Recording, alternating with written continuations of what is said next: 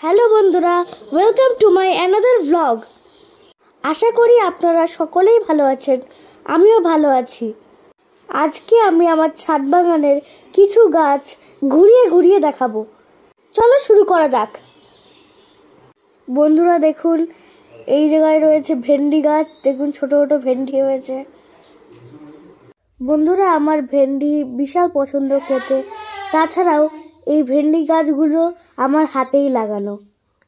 আপনারা যারা যারা ভেন্ডি খেতে পছন্দ করেন তারা কমেন্ট করবেন।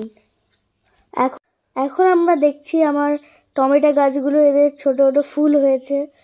আশা করি কিছুদিন পরেই এই টমেটো হবে। আর এই টমেটো গাছগুলো অনেক ছোট ছোট যখন আমি লাগিয়েছিলাম, তারপরে এইগুলো আমার বউ যত্ন করে করে বড় বানিয়েছে।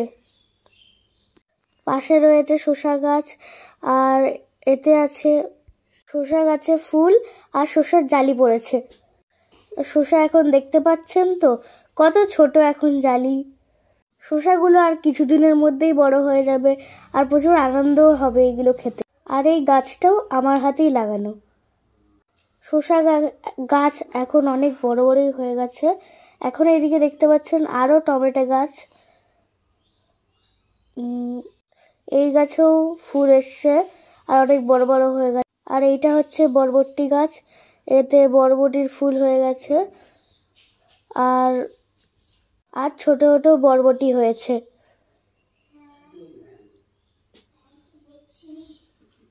গাছগুলো অনেক ছোট ছোট লাগিয়েছিলাম, এখন দেখছি গাছগুলো অনেক বড় হয়ে গেছে।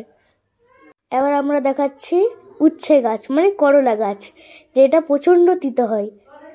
আপনারা দেখতেই পাচ্ছেন করলা গাছে ছোট ছোট ফুল হয়েছে। কিছুদিন পরে এতে করলা হবে।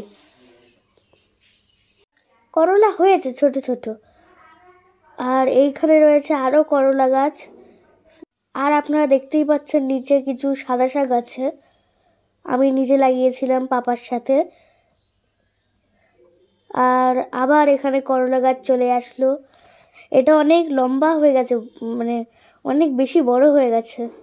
এটা আমি যখন লাগিয়েছিলাম বিশাল ছোট ছিল। আর দেখতেই পাচ্ছেন এতে ফুল হয়েছে, তার সাথে ছোট হতো করলাও হয়েছে।